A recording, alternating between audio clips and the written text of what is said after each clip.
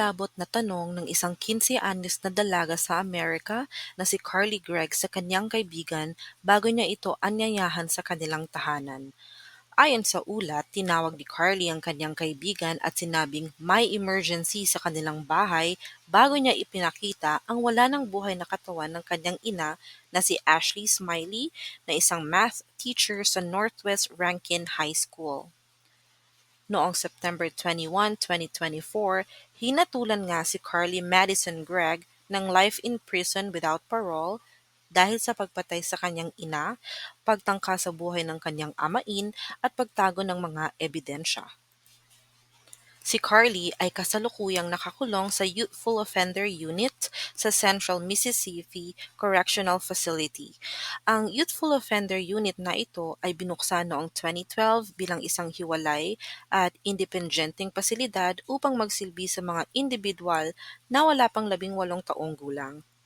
Ang pasilidad din na ito ay nag-aalok ng iba't ibang programa kabilang ang mga klase sa akademya, mga vocational na programa, pagpapayo para sa mental health, at mga serbisyong psychological at psychiatric. Bukod dito ay para din itong rehab center na mayroong paggamot para sa pag-abuso sa alkohol at droga, pati na rin ang mga serbisyong panlipunan, relihiyon at libangan. Si Carly, na 14 taong gulang lamang noong panahong naganap ang mga insidente, ay pinatay ang kanyang 40 years old na ina na si Ashley Smiley at tinangkang patayin ang kanyang 39 years old na amain na si Heath Smiley noong March 19 sa kanilang tahanan. Ayon sa mga prosecutors, ginawa ito ni Carly matapos madiskubre ng kanyang ina ang kanyang sikretong paggamit ng bawal na gamot, vapes at marijuana. Siya ay natuklasan na gumagamit din ng burner phones. Bukod dito, meron din siyang history ng pagloloko sa eskwelahan at mga pananakit sa sarili.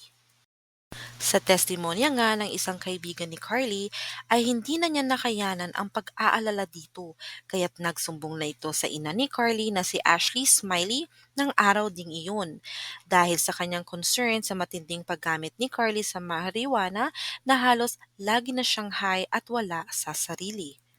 Matapos nga itong malaman ng ina ni Carly ay hinalughog nito ang kwarto niya at nakita nga nito ang kanyang mga vape pens. Si Carly ay ang tipo ng bata na palaging nakadepende sa approval ng kanyang ina kung kaya't nang malaman niyang natuklasan na ng kanyang ina ang kanyang sikreto ay para bang dumanas na siya ng matinding krisis at siya nga'y nag-udyok sa kanyang kitilin ang buhay ng ina. Pagkatapos ay sinubukan ni Carly na pauwiin ang kanyang amain sa pagkunwaring siya ang ina. Isinulat niya sa isang text message ang katagang, "Kailan ka ba uuwi, mahal?" Nang dumating si Heath sa bahay, binaril na siya ni Carly sa balikat bago niya pa ito napigilan. Sinubukan din niyang agawin ang baril dito. Ang depensa ng team ni Carly ay siya ay dumaranas ng matinding mental health issues at habang nasa estado na siya ng psychosis sa isang yugto na matinding stress ay tila ba nawala na siya sa kaniyang sarili. Sa home surveillance footage nga ay makikitang may tinatago si Carly sa kanyang likuran bago siya nagtungo sa likurang silid kung saan 3 putok ng baril at isang malakas na sigaw ng kanyang ina ang maririnig.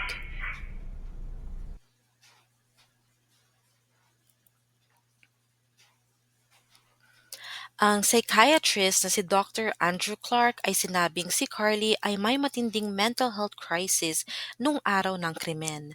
Ang kanyang matinding mood swings ay mas lalong lumala dahil sa mga gamot na kanyang iniinom. Siya nga ay nakaririnig na ng mga boses at nagkaroon ng dissociative problems.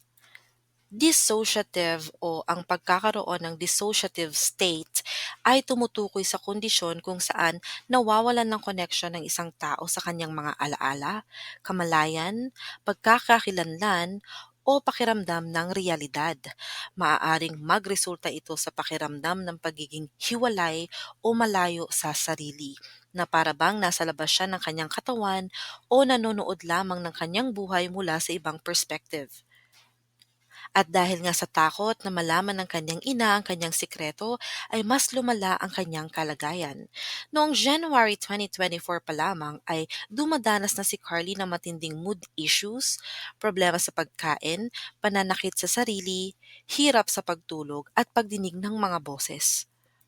Bukod sa mga ito, maaari din ang pagpapalit ng kanyang medication ilang araw lamang bago ang pagbaril ay posibleng nagpalala ng kanyang mga sintomas.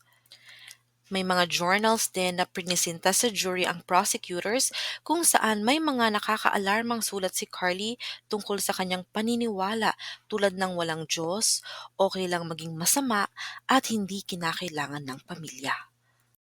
Ngunit ayon kay Heath, si Carly ay naaalala niya bilang isang malambing na bata, pero nung araw ng krimen ay halos hindi niya makilala ang mga mata nito dahil tila ba ito'y sinaniban na ng demonyo. Sa kabila ng pagtatangka ni Carly sa kanyang buhay ay maayos pa din ang pakikitungo ni Heath sa dalaga at ang kanilang relasyon ay maayos pa rin.